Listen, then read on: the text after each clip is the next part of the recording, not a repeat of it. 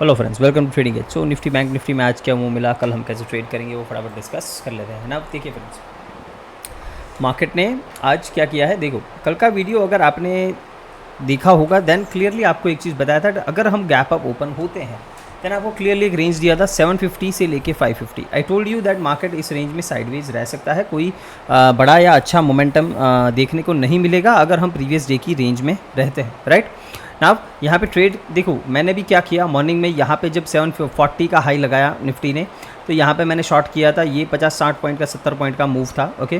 तो यहाँ पे मैंने स्कैल्प किया। नाउ देखो, एक चीज़ मुझे पता है कि मार्केट रेंज में रह सकता है, तो उस टाइम पे मैं बड़े टारगेट्स के लिए नहीं बैठ सकता। एक चीज़ मेरे दिमाग में मुझे सेट होनी चाहिए दैट अगर मार्केट रेंज बाउंड रहने वाला, हमें पता है कि 200 पॉइंट की रेंज में मार्केट रह सकता है, ये पॉसिबिलिटी है, तो उस टाइम पे हमें बड़े टारगेट्स के लिए नहीं जाना चाहिए। उस टाइम पे आपको जो भी 40-50 पॉइंट 60 पॉइंट मोमेंटम में मिलते हैं उसे बुक कर लेना चाहिए। तो मैंने पहला ट्रेड यहाँ पे किया, ये सिर्फ और सिर्फ इसीलिए किया दैट मेरा एक स्टॉप लॉस के लिए कुछ मेरे पास ठीक है एक प्रॉफिट आ जाए स्टॉप लॉस के लिए, कि जब निफ्टी ये रेंज को ब्रेकआउट करे या फिर इस रेंज को ब्रेक डाउन करे तो यहाँ पे जो मैं ट्रेड बनाऊँ उसका स्टॉप लॉस का पैसा मुझे अपनी जेब से ना देना पड़े, सिंपल है।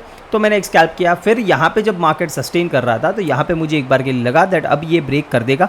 यहाँ पे मैंने कुछ कॉल बाय किया था, ठीक है, उसको मुझे मतलब स्टॉप लॉस हो गया उसमें, इसके नीचे स्टॉप लॉस था तो यहाँ पे मैंने उसको एग्जिट कर दिया, तो उसमें स्टॉप लॉस हुआ। तो all in all flat day रहा, कोई ज़्यादा प्लस नहीं कोई ज़्यादा माइनस नहीं, ठीक है, कोई दिक्कत नहीं। अभी देखो मार्केट जो कर रहा है, मार्केट ने यहाँ पे डेली एफवीजी में टैप किया है। अगर निफ्टी का मैं डेली चार्ट दिखाऊँ तो हमें क्लियरली दिखेगा दैट यहाँ पे मार्केट ने क्या किया है। यहाँ पे अगर हम देखें तो ये जो डेली फेयर वैल्यू गैप है इस पर मार्केट ने टैप किया और वहाँ से ये रिएक्ट कर रहा है, ये मुझे क्लियरली विजिबल है, right, on 5 minutes chart.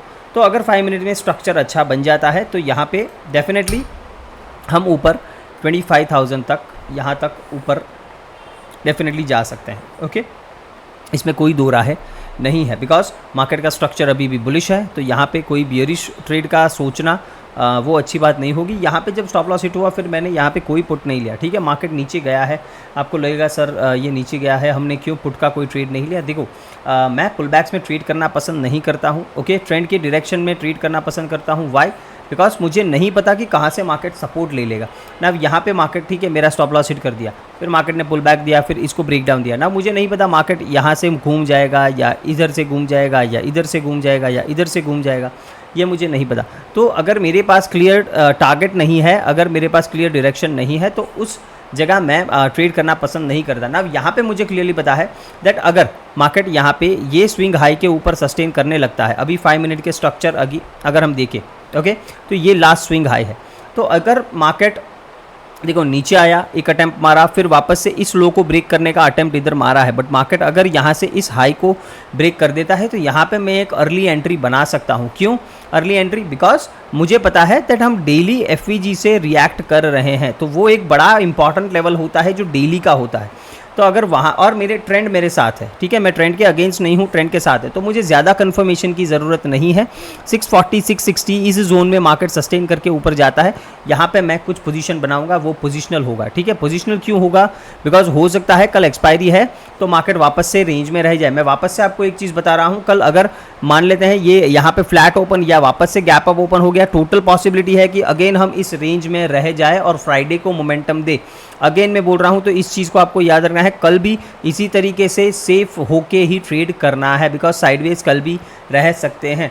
But मैं अपनी पोजिशनल एंट्री बनाऊंगा इस तरीके से कि मैं नेक्स्ट वीक में बनाऊंगा, ठीक है। बिकॉज हो सकता है कल मार्केट साइडवेज हो जाए, फ्राइडे को मुझे 25,000 का टारगेट दे या फिर मैक्सिमम मंडे तक मुझे ये टारगेट दे, तो इसीलिए मैं नेक्स्ट वीक में ये ट्रेड करूंगा, नेक्स्ट वीक एक्सपायरी में मैं ये ट्रेड करूंगा और इसको मैं कैरी करूंगा। स्टॉप लॉस क्या रहेगा? स्टॉप लॉस बस यही लेवल रहेगा, समवेयर अराउंड 550 560। इसके नीचे मार्केट सस्टेन करने लगा तो मैं निकल जाऊंगा, या फिर इसके नीचे गैप डाउन हो गया तो मैं निकल जाऊंगा, बट अदरवाइज मैं अपनी पोजीशन होल्ड करूंगा। I am seeing 25,000 in this week most likely, and maximum Monday तक 25,000 निफ्टी में दे देना चाहिए, तो मेरा रिस्क रिवॉर्ड अच्छा बन रहा है, ठीक है। मैं अगर यहाँ पर भी एंट्री बनाता हूँ और ये स्टॉप लॉस रखता हूँ तो फिर भी मेरा 1:3 4 के आसपास का ट्रेड बन जाएगा, तो ये एक अच्छा ट्रेड मानूंगा मैं, ओके। इसमें कोई दिक्कत नहीं होनी चाहिए ना। देखो यहाँ पे कोई लेवल्स वगैरह इंपॉर्टेंट मतलब ऑर्डर ब्लॉक्स नहीं है। ऑर्डर ब्लॉक्स जो ये था ये ऑलरेडी इसमें मार्केट 2 दिन से ट्रैवल कर रहा है, ठीक है। तो और कोई नहीं है। बियरिश ऑर्डर ब्लॉक में अभी नहीं देख रहा हूँ, बिकॉज बियरिश होने के लिए हमें इस स्ट्रक्चर को ब्रेक करना पड़ेगा। तो अभी हम उधर उतने नीचे नहीं आए हैं, तो मैं अभी बियरिश होने में बिल्कुल भी मतलब ध्यान नहीं दूंगा। अभी मैं यही फोकस करूंगा दैट मुझे यहाँ से एक अपसाइड का मोमेंटम मिले ना। अगर कर फ्लैट ओपन हो जाते हैं और ऊपर स्लो एंड स्टडी जाते हैं, मान लेते हैं इस तरीके का slow and study price action बनाते हैं, तो आप हाफ क्वांटिटी में काम कर सकते हो। क्यों हाफ क्वांटिटी में? बिकॉज अगर आप कल की एक्सपायरी में कर रहे हो तो हाफ क्वांटिटी में, बिकॉज मैंने आपको बताया दैट अगेन हम इस रेंज में रह सकते हैं। तो अगर आप फुल क्वांटिटी में करोगे और डीके मिलेगा, अगर मार्केट रेंज में रहेगा तो डीके मिलेगा, राइट। तो उसमें क्या होगा, आपको डीके मिलेगा तो आपका स्टॉप लॉस हिट होगा, आपका लॉस होगा। तो बेटर है कि आप नेक्स्ट वीक के एक्सपायरी में ट्रेड करो। अगर कल हम इसी रेंज में ओपन होते हैं तो यही बेटर रहेगा कि नेक्स्ट वीक के एक्सपायरी में ट्रेड करो। उसमें क्या होगा, अगर स्लो एंड स्टडी भी मार्केट ऊपर जाएगा तो आपको कुछ ना कुछ प्रॉफिट वो दे के जाएगा। और अगर आपको कैरी करना है तो वो कैरी भी हम कर सकते हैं, बिकॉज अगर यहाँ से मोमेंटम बिल्ड होना स्टार्ट हुआ तो एक बार 700 750 ये जोन निकलने के बाद मार्केट एक शार्प मोमेंटम देगा 150-200 पॉइंट का, तो हमें एक अच्छा ट्रेड मिल जाएगा, राइट। अगर गैप अप ओपन होता है, गैप अप ओपन होने के बाद अगर 680 के ऊपर सस्टेन करता है, again we can look for longs, simple है। फ्लैट ओपन होकर नीचे आता है, यहाँ तक कुछ नहीं करना है जब तक 530 के नीचे सस्टेन नहीं करता, ओके।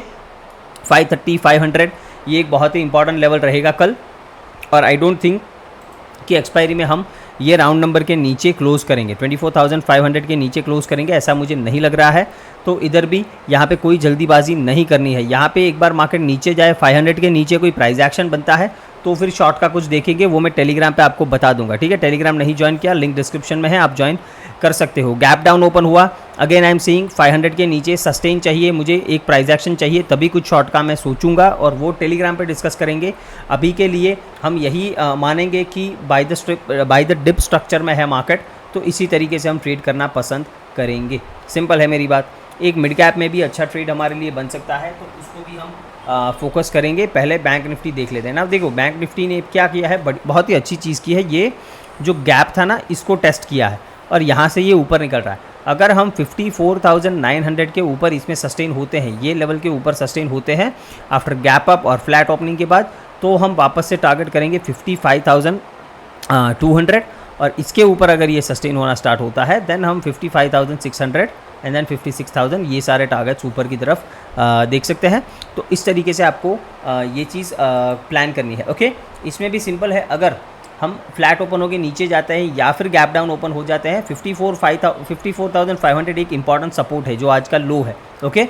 इसके नीचे प्राइस एक्शन बना तो फिर हम शॉर्ट जा सकते हैं। हो सकता है हम एक बार के लिए 54,000 का लेवल टेस्ट करें, ठीक है। 54,000 54,100 ये एक इंपॉर्टेंट सपोर्ट है, इसको चार्ट पे मार्क करके रख लेना। अगर आपको याद नहीं रहता तो ये एक इंपॉर्टेंट सपोर्ट है, ठीक है। तो अगर यहाँ से नीचे जाता है तो हो सकता है हमें 300-400 पॉइंट का एक डिप देखने को मिले, बट इस एरिया से वापस से हो सकता है हमें एक रिवर्सल देखने को मिले, तो इसको आपको अपने चार्ट पे मार्क करके रख लेना है। मिड कैप्स की बात करें, इसमें भी मुझे एक अच्छा ट्रेड बनता हुआ दिख रहा है, ठीक है। इसका एक बार इस जोन को अभी मैं डिलीट कर रहा हूँ बिकॉज मार्केट ने इसको बहुत टेस्ट कर लिया है, तो आई डोंट थिंक अभी ये इंपॉर्टेंट रहेगा। 15 मिनट्स पे देख लेते हैं, कुछ ऑर्डर ब्लॉक वगैरह मुझे दिखता है, तो यहाँ पे ऊपर तो कुछ नहीं दिख रहा है, नहीं, ओके, ठीक है। तो ऐसा कुछ नहीं है, यहाँ पे फेयर वैल्यू गैप्स है, वो आप अपने तरीके से मार्क कर लेना। अगर डेली चार्ट में देखो, ये मुझे स्ट्रॉन्ग ही दिख रहा है, कोई इसमें दिक्कत नहीं है, बट इसमें दिक्कत क्या है, 12,650 के ऊपर ये सस्टेन करना चाहिए। अगर इसके ऊपर सस्टेन कर गया देन हम सीधा 12,900 की जर्नी स्टार्ट कर देंगे, ओके, सिंपल है। तो इस तरीके से इसको प्लान करना है। इसमें भी अगर गैप अप ओपन हो जाता है, ये 650 के ऊपर सस्टेन हो जाता है, we can look for longs. पहला टारगेट 12,720 770 रखेंगे, ये ब्रेक कर देता है 12,900 तक हम ऊपर जा सकते हैं। बीच में एक 820 के आसपास थोड़ा रुक सकता है, ये पॉसिबिलिटी है। बाकी ये जर्नी डेफिनेटली 12,900 तक ये होनी चाहिए। अगर यहाँ से ये ऊपर निकलता है तो फ्लैट ओपन होता है, कोई दिक्कत नहीं, 650 को ब्रेक करके उसके ऊपर सस्टेन होने का वेट करो, तभी कुछ ट्रेड करेंगे। फ्लैट ओपन होकर नीचे आता है, मैं सेल करने के मूड में नहीं हूँ जब तक ये स्विंग के ये सपोर्ट के नीचे ये नहीं जाता। 12,550 के नीचे जब तक मिड कैप्स नहीं जाता, इसमें सेल करने की कोई अपॉर्चुनिटी देखने की ज़रूरत नहीं है, ठीक है। तो होप आपको ये सारा एनालिसिस समझ में आया है। वीडियो को लाइक शेयर एंड सब्सक्राइब ज़रूर करना है friends. Thank you very much.